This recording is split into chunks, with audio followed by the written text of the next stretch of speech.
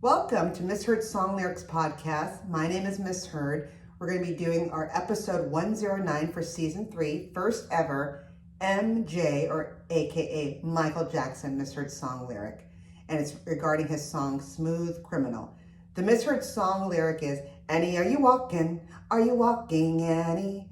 And the correct lyrics is, Annie, are you okay? Are you okay, Annie? So I decided to do this. First of all, shout out to my friend Sarah's son, who has his own version of this misheard song lyric. She had posted it on Facebook, and I thought, you know what? I'm going to do this for episode 109 because I haven't done an MJ, and this is a good one. So for years, I thought he was asking an Annie character if she was walking. And I thought, is he setting this up for him to do the moonwalk? That's what I first thought.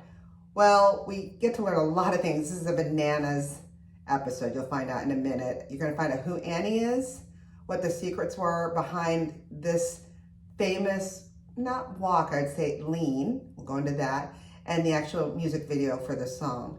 And I know a lot of you have many different opinions on Michael Jackson, and I respect that. So really this episode is really not to focus so much on him and his legacy, but really this song, the video, and all the banana crazy connections that I bet you didn't know were connected to this actual video until I didn't know either. When I did all this research, I went, whoa, I'm just going down this crazy rabbit hole. So let's begin.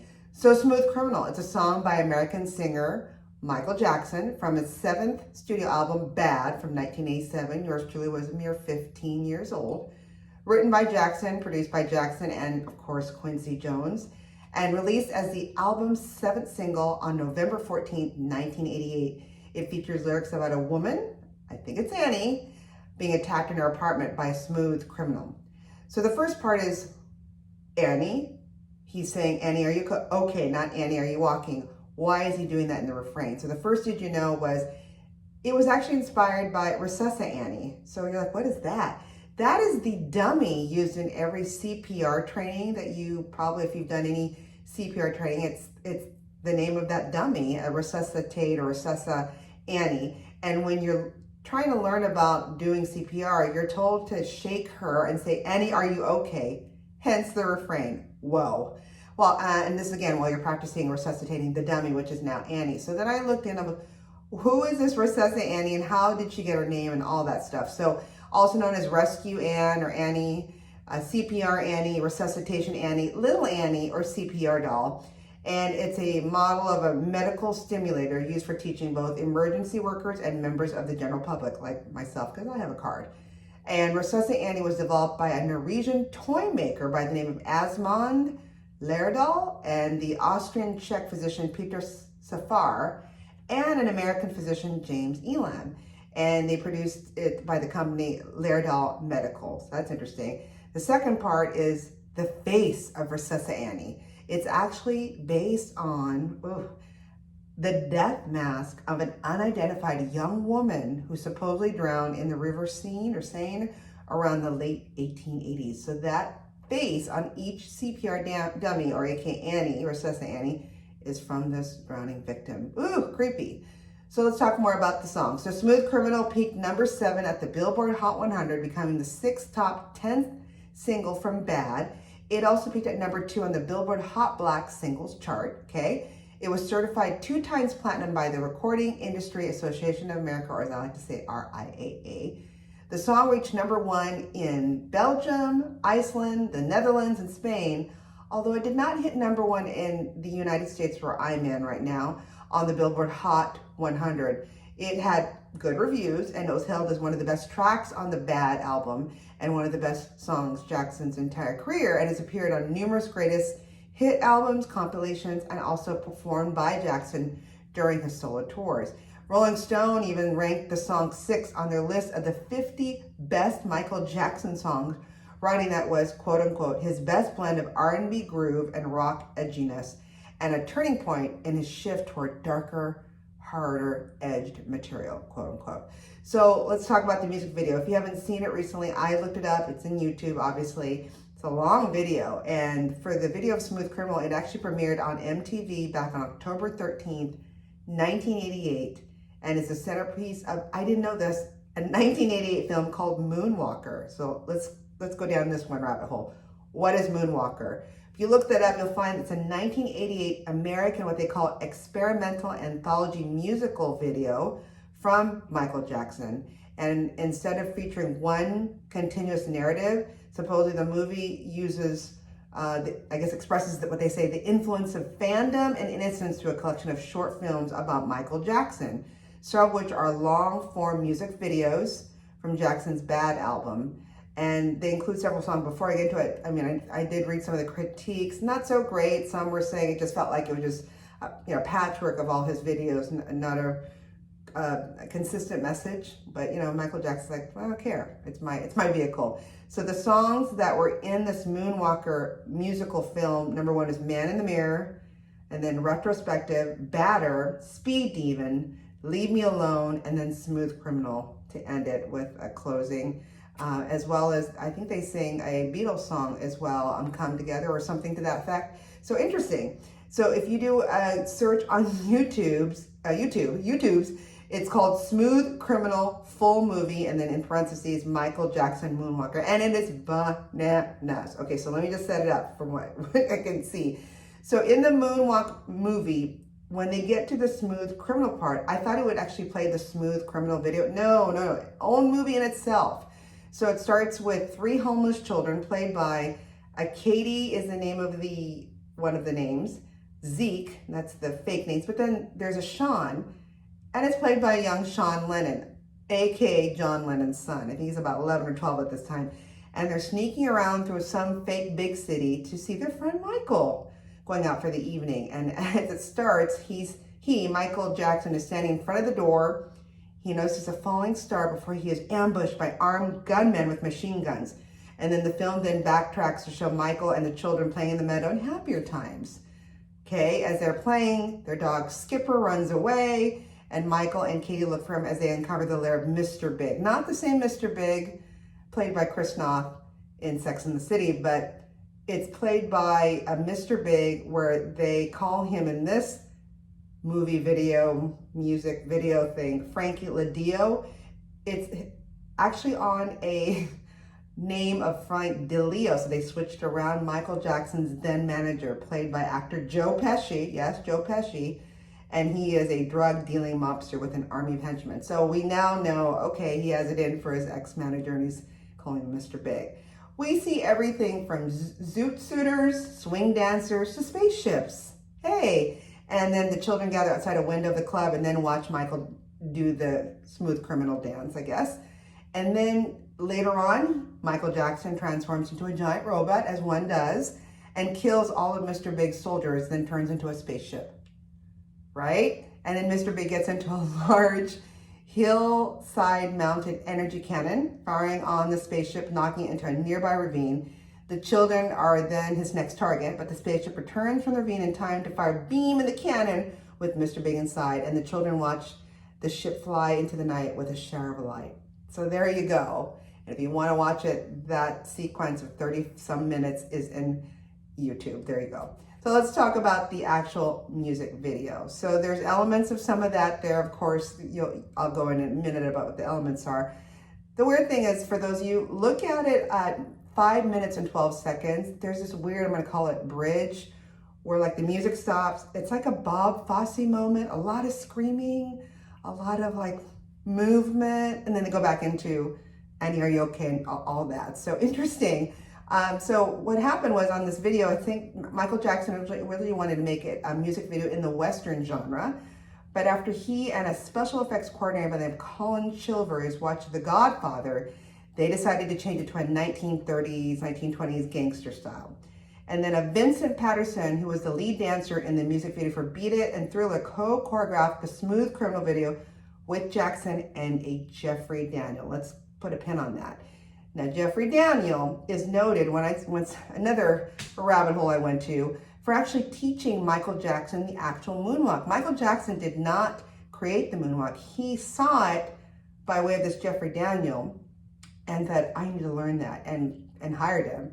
Now, let's talk about Jeffrey Daniel. Who is this guy other than the creator or the first guy to do the famous moonwalk? He is the founding member of the world famous soul funk group Shalimar. Okay, this is blowing my mind. With his then Soul Train dance partner. So he was on Soul Train. Jody Watley. Remember Jody Watley? She was in Shalimar, which I did not know that. And he'd known her since they were 12 years old from church. And Jody Watley, for me, was in the 80s. I'm looking for a new love, baby. So she did quite well as a solo artist after she left Shalimar. I didn't know she was in Shalimar. And along with Jody Watley, they also had a Howard Hewitt.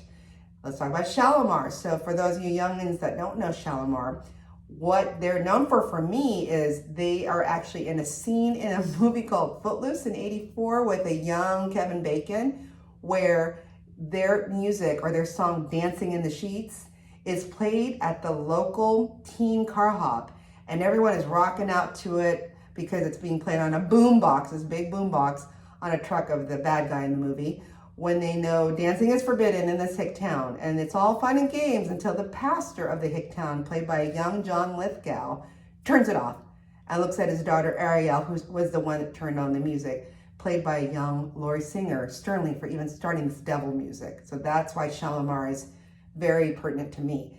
Now here's the next rabbit hole. Who's Laurie Singer? Well, she played the main actress in Footloose. She played Ariel that ends up, dating at the end, goes to prom with a young Kevin Bacon.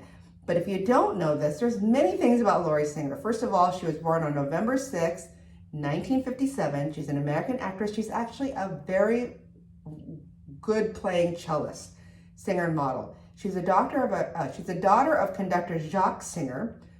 She was born in Corpus Christi, Texas, and raised in my hometown, where I'm in right now. I'm doing this filming and taping of this podcast, Portland, Oregon, where her father served as the lead conductor of the Oregon Symphony from 1962 to 1972. Mind blown. So there's that connection, at least with me here in the Northwest. She was also, what I said, very talented. She was a musical prodigy, making her debut as a cellist with the Oregon Symphony at the age of 13. She's that good. And then was subsequently accepted to Juilliard School, where she became the institution's youngest graduate. Whoa. And then in the early 1980s, she signed on with Elite Model Management before shifting her focus to acting. She was then in 1982 to 1983 in the TV show Fame, where she played a teenage dancer named Julie Miller and a cellist. And there's lots of pictures you can find of her in the cast with everyone. It's amazing. I forgot about that. Then she gained quite notice and a role with, again, I mentioned earlier, as Ariel Moore in the movie Footloose in '84. Later on, she was cast in some supporting roles in a John Schlesinger drama, The Falcon and the Snowman, in '85. I think I had a young, oh gosh, I'm totally forgetting, used to be married to Madonna, Fast Times at Ridgemont High. Anyway, I'm digressing. She was later cast in a comedy called The Man with One Red Shoe in 1985. She was also in a horror film called Warlock, 1989, and I remember seeing that movie. Yes, I remember that. And then Robert Altman's ensemble drama cast Shortcuts in 1993. She was then nominated for the Independent Spirit Award for the Best Female Lead for her performance in Trouble in Mind in 1985. And then after that, she just kind of went off to the sunset and just did her thing, and don't see her so much in the filming. But here's where I'm going to start geeking out. Her name is Laurie Singer. There's also a famous sibling of hers named Mark Singer. Does that name ring any bells to some of you geeks out there? It does for me. Well, Mark Singer was born on January 29th, 1948. He's a Canadian-born American actor. So she was born in Corpus Christi, Texas. I guess her older brother was born in Canada, but he's best known for his role in a loincloth in the Beastmaster film series. And I remember watching those as a young child. He also was known as Mike Donovan in the original 1980s TV series V, and as Matt Cantrell in Dallas. That is her older brother. Crazy, right? All right, let's go back to Shalimar and Jeffrey Daniel. So Daniel was born in LA. During his career, he was teaching and also working alongside musicians and dancers such as Shabadoo and several famous names, Pop and Pete and the Electric Boogaloos. I love it. What you didn't know was he is the original moonwalker. So Daniel first performed the backslide before it was known as the moonwalk that Michael Jackson named it at. A physically complicated dance technique originally performed by the dance group The Lockers. So he learned it from them. And then on British television during a performance of Shalimar's A Night to Remember on the Top of the Pops, which is kind of their version of our, at that time, American Bandstand. The song was a hit in 1982, almost a year before Michael Jackson moonwalked on the Motown 25 Yesterday, Today, and Forever television broadcast. And he was also a big fan of Soul Train. So he did it even a year before it was even shown, but it was Michael Jackson that got all the brouhaha on which Jeffrey Daniel had been a backup dancer. According to Jackson's sister, LaToya Jackson, she was a fan of Daniel's dancing and sought him out, actually. He soon met, hired, and learned from Daniel. So that's when Michael Jackson, like, I gotta know how you do that. Daniel gives great credit to a man that had inspired him through the original dance called Locker, Don Campbell, one of the earliest Soul Train dancers. And it was a Soul Train routine dressed in black that Daniel and Garen Casper did, that would also first perform the moonwalk on U.S. television. So many times Mr. Daniel here, Jeffrey Daniel, did the moonwalk, or at that time he called it the backslide before it was ever learned by Michael Jackson, then redubbed as the moonwalk. I did not know that. Now here comes the interesting part okay, let's go back to the video. Gangster style, you'll see that Jackson is wearing a white suit and a fedora, and he's doing that because he's playing a tribute to famous dancer Fred Astaire from a movie or musical comedy he was in called The Bandwagon. So he wanted to wear that garb as a homage to Fred Astaire. And then the video was directed by Chilvers, was shot between mid-February February and then April 1987 at Culver City, California, in the back lot of Universal Studios Hollywood, and then premiered on MTV on October 13th, 1988. Now let's talk about this anti-gravity lean. Remember in the video, he does that weird lean, like it looks like, how do they do that? Especially then they didn't have computer graphics as we do today. Well, Patterson came up with the idea of the anti-gravity lean is what they call it, that Jackson and other dancers performed that looked physically impossible. It's essentially that the dancers are leaning 45 degrees with their back straight and feet flat on the floor and hold that pose before returning upright. The lean moves the body center mass further than it can support. The illusion was achieved by using cables and a harness. But then when I did more research, there's tons of videos out there explaining how this anti-gravity lean actually works. So in October of 1993, Jackson's team actually patented a method of performing the lean in a concert using specially designed shoes that hook into pegs that rise from the stage. Even with the shoes, this move really requires some good athletic core strength. So when I watched several YouTube videos of how it can be done, like an average gal like me, it's not easy. So an average person supposedly can lean about 20 degrees before we fall over. And dancers with strong core strength like him and his dancers can lean about 30 degrees, which is amazing. And with the help of these patent shoes, they can hit that extra 15 degrees to hit the 45 degree lean. Now, mind you, this is extremely hard on your Achilles heel, and it could hurt you and injure you. So I have a new appreciation knowing how hard and painful this is on the dancers while doing it in full costume, looking very slick, making it look very easy. But as you know, it's very hard to do and very painful. And they do it during the dance sequence when they're on stage. The video itself won Best Music Video at the 1989 Brit Awards, and the Critics' Choice awarded Jackson the Best Video Award and the People's Choice Awards for Favorite Music Video for that same year. And the last, did you know, this other crazy rabbit hole that we've now had Footloose attached to it, Shalimar, Jody Watley, Joe Pesci, crazy, is in 2019, Kim Kardashian bought Jackson's smooth criminal fedora, which still has his makeup on it for her daughter, Northwest. You can only imagine how much that costs. But see, I told you, lots of banana stuff, great stuff about the video, backstory, even this moonwalk movie I didn't even know that they made. And Sean Lennon, really? Hopefully you learned something. Please send in your great suggestions. Thanks again to Sarah and her little guy for sparking this into my mind to like, hey, let's do this for episode 109. And please, please keep singing those songs wrong. Bye.